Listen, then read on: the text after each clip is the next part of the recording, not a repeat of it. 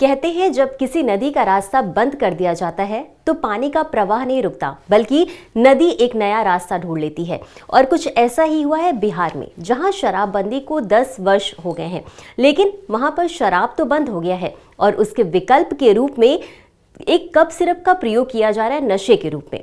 सोचिए, एक cup syrup जिसका प्रयोग लोग दवा के रूप में करते हैं और आज उसका ही प्रयोग वहां के लोग नशे के रूप में कर रहे हैं। तो नमस्कार, नेक्स्ट आईएएस यूट्यूब चैनल पर एक बार फिर से आप सभी का स्वागत है। मेरा नाम है सपना कुशवाहा और आज का जो हमारा पूरा डिस्कशन है इसी टॉपिक के इर्द गिर्द रहने वाला है। सबसे पहले हम समझेंगे कि ये जो कप सिरप है वो चर्चा का विषय क्यों बना है हाल फिलहाल में। फिर उसके बाद समझेंगे कप सिरप का इस्तेमाल कैसे किया जा रहा है, चुनौतियां क्या आ रही हैं, समाधान क्या हो सकते हैं। इन सभी पहलुओं पर हम एक एक करके चर्चा करेंगे और इसी क्रम में आगे बढ़ते हुए हम सबसे पहले समझेंगे कि हालिया घटनाक्रम क्या है।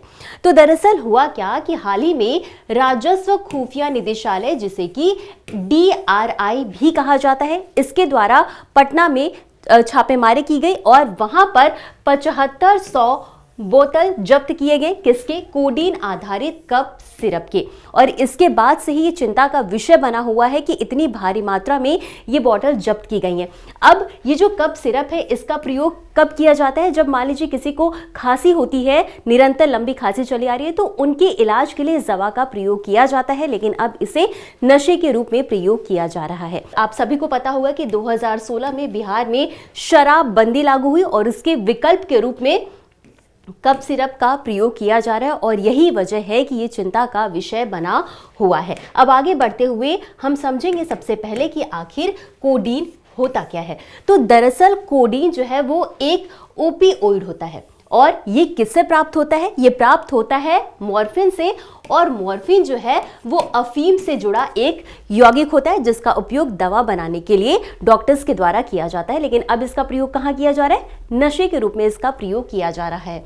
अब समझते हैं कि इसका मुख्य रूप से उपयोग कहाँ किया जाता है। तो जैसा कि हमने आपको बताया कि खांसी के इलाज के लिए इसका उपयोग किया जाता है, इसके साथ ही साथ दर्द निवारण में भी इसका उपयोग किया जाता है और कुछ विशेष परिस्थितियों में डॉक्टर्स के द्वारा चिकित्सा में इसका उपयोग किया जाता है। अब ये करता क्या है कि मस्तिष्क में एक कफ सेंटर होता है, अब उसको दबा देता है ये दवा और होता क्या है कि खांसी जो है वो नियंत्रित हो जाती है ना।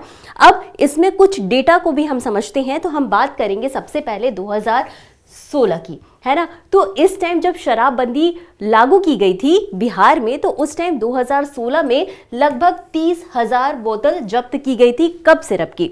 और 2024 के आंकड़ों की बात करें तो इसमें काफ़ी वृद्धि हुई और इसमें 1.17 लाख से अधिक बोतलें जब्त की गई। तो इसका डेटा जो है वो निरंतर बढ़ता ही गया है। तो इस वजह से ये भी चिंता का विषय बना हुआ है बहुत ज़्यादा।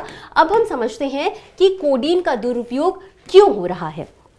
तो सबसे पहले तो ये समझिए कि अगर सीमित मात्रा में इसका उपयोग किया जा रहा है तो इसका पॉजिटिव रिजल्ट निकलता है क्या कि आपकी खांसी अगर किसी को है तो उसे आराम मिलता है। लेकिन मान लीजिए अगर इसका ज़रूरत से ज़्यादा उपयोग किया जा रहा है, यानी कि बहुत ज़्यादा सेवन किया जा रहा है, तो सबसे पहला तो ये होता है कि व्यक्ति जो है वो नशे में जैसा फील होता है वैसा फील करता है, उसे नींद आती है, चक्कर आता है और श्वसन अवसाद जैसी समस्या देखने को मिलती है, यानी कि उसकी जो सांस की गति है वो काफ़ी धीमी हो जाती है। अब अगर इसके अलावा कोई व्यक्ति लगातार काफ़ी लंबे टाइम से इसका सेवन कर रहा है तो कई तरीके के शारीरिक प्रभाव देखने को मिलते हैं, जैसे कि लीवर खराब हो सकता है, किडनी पर इसका प्रभाव देखने को मिल सकता है और साथ ही साथ मानसिक स्वास्थ्य संबंधी समस्याएं हो सकती हैं, जैसे कि एंजाइटी, डिप्रेशन, ये सारी समस्याएं देखने को मिल सकती हैं। तो ये तो हमने समझ लिया इसका दुरुपयोग। अब आगे बढ़ते हुए अब हम समझेंगे कि बिहार में ये समस्या क्यों बढ़ रही है, किसी और स्टेट में क्यों नहीं बढ़ रही है। तो जैसे कि हमने आपको बताया कि बिहार में शराबबंदी लागू की गई थी कब? 2016 में। अब पूर्ण शराबबंदी लागू करने का मतलब क्या है कि यहाँ पर शराब का न तो बिक्री किया जा सकता है और ना ही सेवन किया जा सकता है, इस पर पूरी तरीके से प्रतिबंध लगाया गया है। अब उस टाइम पर जब प्रतिबंध लगाया गया था तो इसका उद्देश्य सीधा सा था। आप देखते हैं कि लोग नशा करके कई तरीके की अमानवीय कृत्य करते हैं, घरेलू हिंसा करते हैं, तो उस टाइम पर ऐसे केसेस बहुत ज़्यादा बढ़ते जा रहे थे। तो उस टाइम प्रतिबंध लगाने का सीधा सा उद्देश्य ये था कि घरेलू हिंसा को कंट्रोल किया जा सके। अपराध कम किया जा सके, साथ ही जो व्यक्ति है उसके स्वास्थ्य जो खराब होते हैं नशे के कारण उसको कंट्रोल किया जा सके, और जो कमजोर वर्ग के लोग हैं उनकी सामाजिक और आर्थिक सहायता की जा सके, सामाजिक कल्याण किया जा सके, है ना। तो इस वजह से इस पर पूर्ण प्रतिबंध लगाया गया था।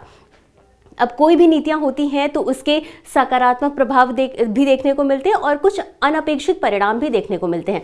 तो अब यहाँ पर हुआ यही कि जब पूर्ण प्रतिबंध लगा दिया गया तो लोग नशे के विकल्प ढूंढने लगे, और अब नशा छोड़ करके और जो विकल्प उन्होंने ढूंढे उसमें क्या किया कि भांग, smack, heroin, codeine, cough syrup का उपयोग किया, और इसके उपयोग में लगातार वृद्धि होती गई। इसका प्रयोग लोग नशे के रूप में करने लगे। और इतना समझने के बाद अब आगे बढ़ते हैं और अब हम समझेंगे कि कानून और नियामक ढांचा इससे संबंधित क्या है।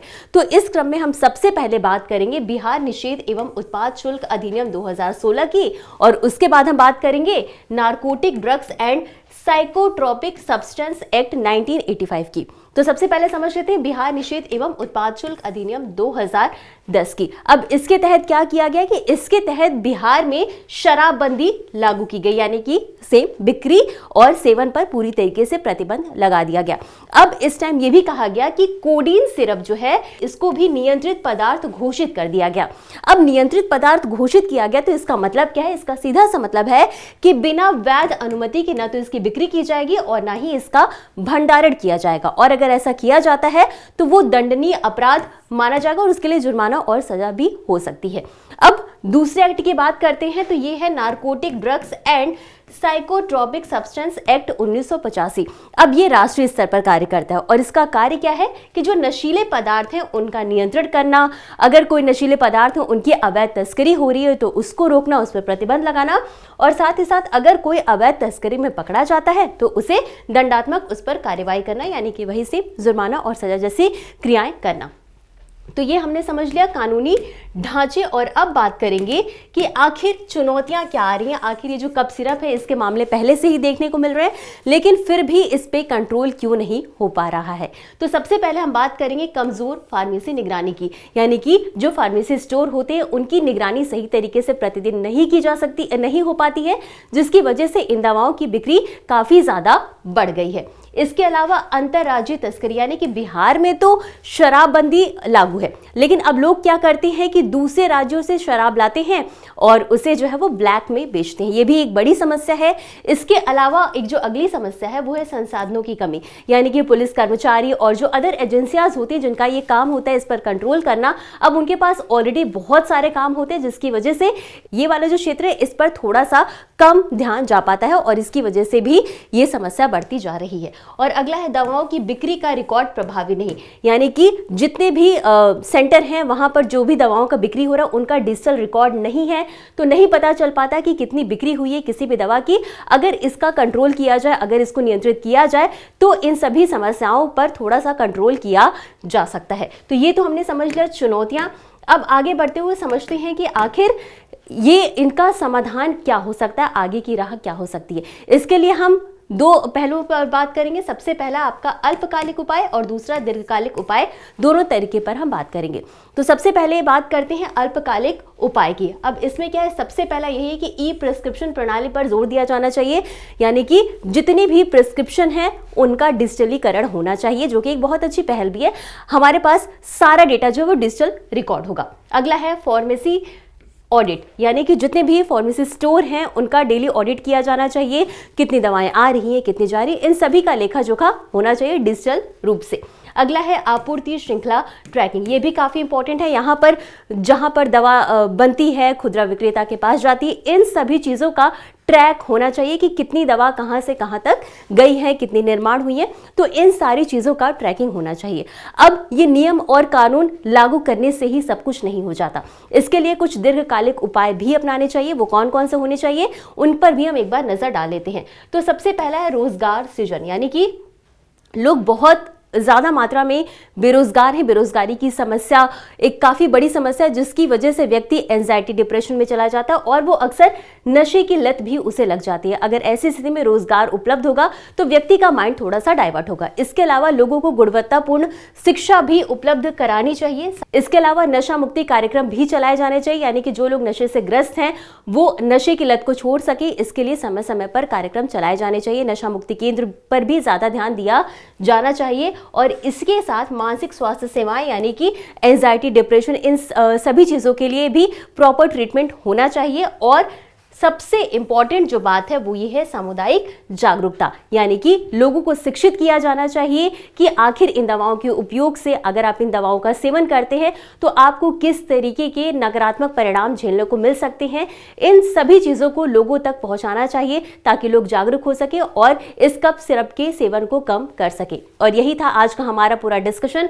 इसी क्रम में आगे बढ़ते हुए अब हम देख लेंगे इससे संबंधित एक अभ्यास प्रश्न को। प्रश्न क्या कहता है, निम्नलिखित कथनों पर विचार कीजिए। आपके पास 3 कथन है। पहला कथन है कोडीन एक प्राकृतिक ओपियोइड है जो मॉर्फिन से प्राप्त होता है। दूसरा कथन है कोडीन आधारित कफ सिरप का उपयोग खांसी को नियंत्रित करने के लिए किया जाता है। और तीसरा कथन है अत्यधिक मात्रा में कोडीन का सेवन श्वसन अवसाद का कारण बन सकता है। आपको बताना है कि उपरोक्त में से कौन सा या कौन से कथन सही है या सही है। ए ऑप्शन है केवल 1 और 2, बी ऑप्शन है केवल 2 और 3, सी ऑप्शन है केवल 1 और 3 या डी ऑप्शन है 1, 2 और 3। तो इस प्रश्न का उत्तर आपको हमेशा की तरह कमेंट बॉक्स में देना है। आज के लिए बस इतना ही। मिलते हैं अगले एपिसोड में इसी तरह कुछ अहम और जरूरी खबरों के साथ। तब तक के लिए धन्यवाद।